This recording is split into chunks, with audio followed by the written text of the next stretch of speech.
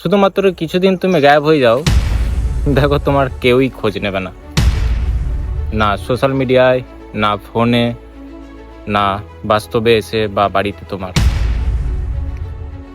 আর এদিকে তুমি এই সমাজের জন্যই কত কিছু চিন্তা করে নিজের জীবনকে ত্যাগ করে দিয়েছো, যে আমি যদি এটা করি তাহলে আমার সমাজ কি বলবে, আমি যদি ওটা করি তাহলে সমাজ কি বলবে, আমি যদি ভিডিও করা স্টার্ট করি তাহলে আমার ফ্যামিলির রিলেটিভরা কি বলবে। আর তুমি যদি এক সপ্তাহ গায়েব থেকে যাও, সোজা কথা বলতে গেলে তুমি যদি মারাও যাও না, মানুষ তোমাকে খুব বেশি দিন হলে 1 মাস 2 মাস 3 মাস মনে রাখবে, তারপরে তোমাকে ভুলে যাবে। আর এটাই হয়ে আসছে।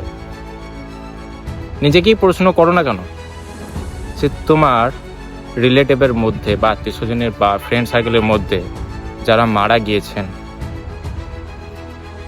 কয়জনকে মনে রেখেছো? কয়জন ভুলে গিয়েছিলে?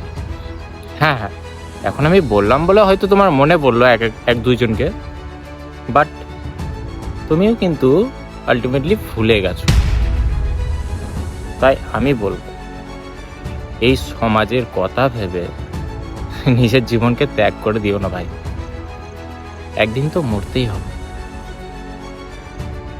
তো নিজের জীবন নিজের মনের কথা শুনে বাঁচো। জানি না কবে তোমার মরণ তোমাকে ডাক দেবে, তাই সব সময় নিজের মনে কথা শুনে বাঁচো, নিজের মন যা বলে সেটাই করো। তবে সেটা ভুলও হোক, নিজের মন থেকে যদি কোনো কথা শুনে ভুলও করে ফেলো, সেখান থেকে তুমি একটা শিক্ষা পাবে।